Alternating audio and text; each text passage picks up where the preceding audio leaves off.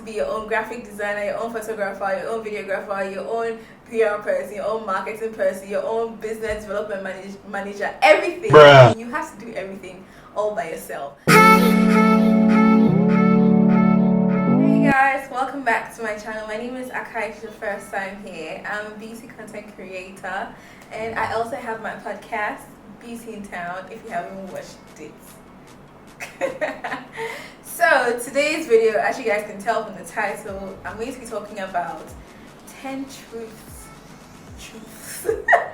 you should know before you consider becoming a content creator in Ghana. I've been doing this for, I think it's been like 5 years. It's been like 5 years on and off, maybe 4. I don't know, but I've been doing this for a couple of years.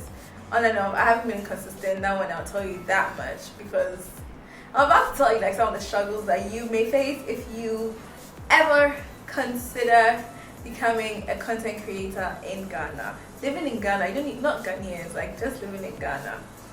Before I go into the video, make sure you subscribe to this channel. Make sure you like this video. If you have any more points, anything to say, leave it in the comment section below. Did I say subscribe? Yeah, subscribe. So I'll start with the good. There's some really good things about being a content creator in Ghana. Ghana is really small, so the first thing you should expect is that people will recognize you when you go out. And I mean, it's for me personally, I like when I know that people have recognized me. Not that I'm a big deal or anything. I mean, in my head I am, but but like when people recognize me, I get so shy because I don't know what to say, and I like it's very confusing for me. I'm just like, oh, hi. No, but basically, like people will definitely recognize you, and so you must always like be on your best behavior. Also, the second thing about the good things also about becoming a beauty influencer in Ghana is that you will have the support of amazing people online. Like some of my followers are so amazing, like send me messages. They just, I mean, people just support you a lot when you're a beauty content creator in Ghana. And you impact lives positively. Like honestly, like your content will impact people in the most positive way that you probably will never imagine. But that happens. Okay, so let's move on to the bad. So the first one is that you will have to be your own graphic designer, your own photographer, your own videographer, your own PR person, your own marketing person, your own business development manager, everything. You have to do everything all by yourself, unless you have the support of your family and friends who are probably in the creative industry. If you don't, you have to do all these things by yourself. Honestly, I think that's the most stressful part of being a content creator in Ghana, because not that many creatives want to collaborate. So if that's the case, then you have to do it by yourself. I would say that abroad, some influencers have like a whole agency. You probably get the help of a photographer and videographer. You probably have a team if you're making so much money.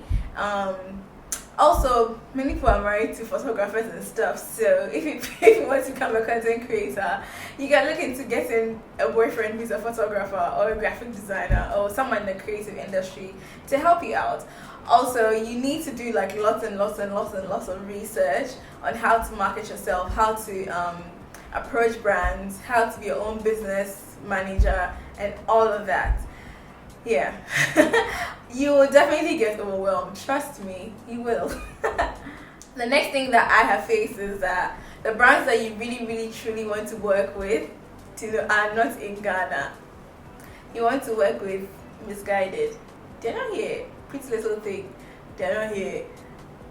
Pixie Beauty, Fresh Beauty, Milk, Huda Beauty. I mean, you would think that the internet is quite global, so brands will reach out to you from all over the world. It does not happen.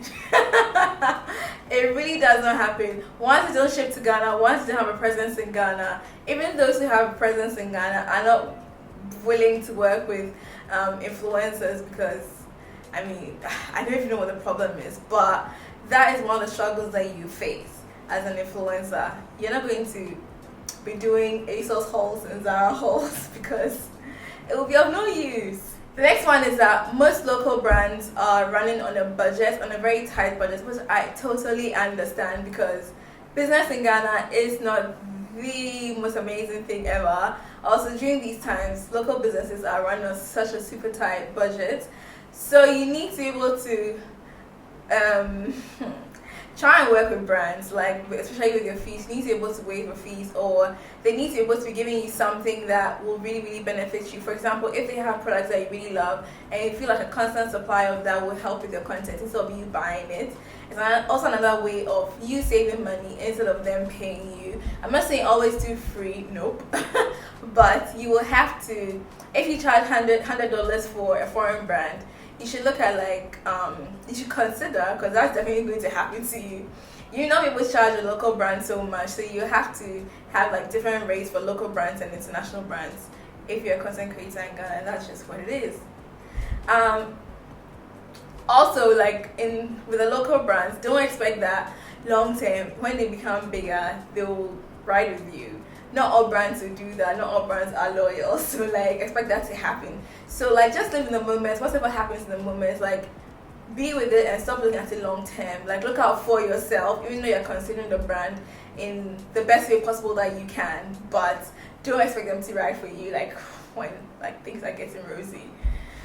The next one is in Ghana. PR packages are not the cutest packages, and most brands are just looking at making money and not considering like the products that they're actually putting out. So you should also be mindful of that. You're not going to get really, really nice packages all the time. Like you see the foreign influencers having like really, really nice packaging, really, really nice products that you can actually use. You'll actually definitely get products that are just noise. Like there's nothing you can do about it, and if it does not match the purpose of your brand, I beg you don't need to post this. It's not by force. It really isn't by force.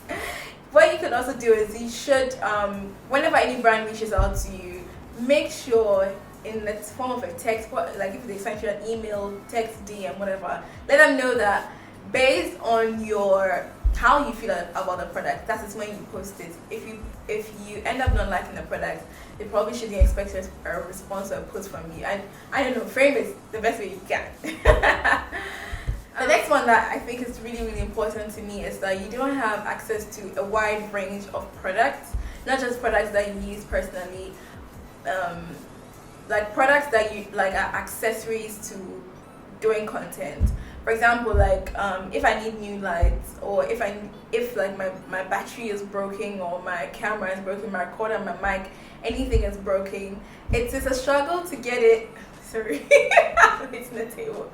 It is a struggle to be able to get these products anywhere on the market. There are a few places that I can reach out to, but like to get like the exact thing that you want is a struggle. You either have to order from abroad, you either have to get your friend, your cousin, your sister, whoever coming in to bring you the product.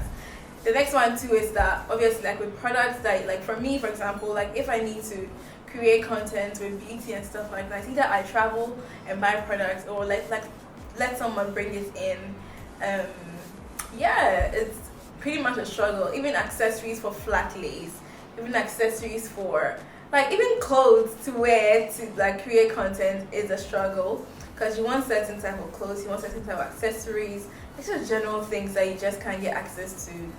And yeah, it is a struggle because you need to change your clothes all the time. I think I've worn this top one too many times in my videos. But like that's the reality of being a content creator. I can't be changing my clothes all the time because it's expensive. So that's the bad. I'm going to move on to the ugly side. It doesn't really get ugly, honestly. Like it's not that messy. It's not a big industry. Not that many people are doing it. Most people are supportive, but I'm just going to give you like a general view of like what to also expect with dealing with people in the industry. Don't be frightened. It's not that scary. I mean, these things don't happen, and there are not that many stories of anyone being messy or anything, but you just need to know these things, that you may actually make accidental enemies in the industry. Yes, it's in somewhere, or like you don't know the person, or people are just going to be hating on you. You need to pray. Like no, Jackie, just in general, like as a human being, you make accidental enemies just because you're living your best life. You're doing what you like to do. You are doing well and stuff like that. You will definitely make accidental enemies, and that is not your fault. But once you're in the limelight, once you're in the spotlight, you expect those things to happen. Yeah. That's just like a little bit of advice if you want to become a content creator in Ghana, anywhere in the world, honestly. So the next one is you don't have to make influencer friends. If you happen to know someone in the industry before you guys became influencers or content creators, that is perfectly fine, but it's not a requirement for you to have an influencer friend to be able to make it in the industry. You should create a friendship that makes sense. Obviously, all those friendships can definitely grow into a lifetime friendship.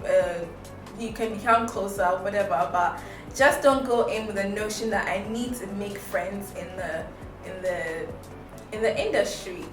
Like, just choose your friendships wisely. When you happen to gel with someone who you know will ride for you the same way you're riding for the person, fair enough, be friends. But like, just don't make friends just because you need friends in the industry. You can just ask anyone any question and they will answer you. Come to me, can I ask you a question? I'll answer. Anything you need to know, I'll answer. If we happen to be friends, we'll be friends. If we happen not to be friends, not because we're fighting anything, but like, I'm not going to call you or anything like that. That's fair enough, but just know that like, people are open to answering questions or helping without becoming best friends or anything like that. The last one is being a content creator, like any other job in the world, is hard work. Like, we don't literally just sit here and I'm just kidding, but being a creator is hard work. Like, you need to push your all in it. Me, sometimes I am just over it. I feel like it's too much for me. I just can't deal with it because honestly, it's a big struggle.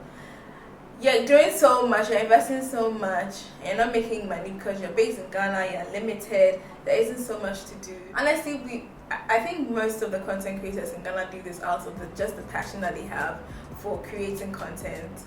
So like, it's just what keeps us going. I mean, I like doing this, I like doing makeup, I like filming, I like editing, but sometimes it can get very, very stressful because I'm just trying to push myself to a certain level, and when I'm not getting that because of all the limitations that I face here, that's why I can go MIA on YouTube.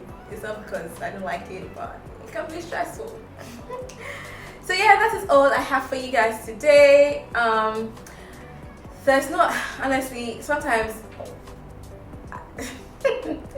I feel like now more than ever, I'm not like really going to do like too much makeup videos.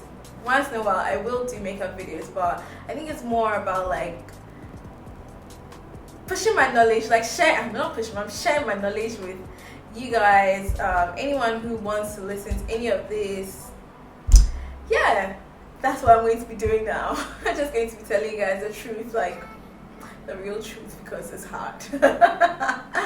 Yeah, if you guys want me to talk on anything, any area, I have so like, listen, the kind of research that I do on a daily, it's incredible. Like, I will answer all your questions based on my experience, things that I know, things that I've heard, things that I've learned from other influencers and stuff like that. Yeah, things I've learned from brands.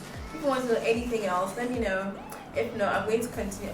If you actually want to see any makeup videos, let me know. I'll shoot it for you, because I mean, makeup videos come to me effortlessly.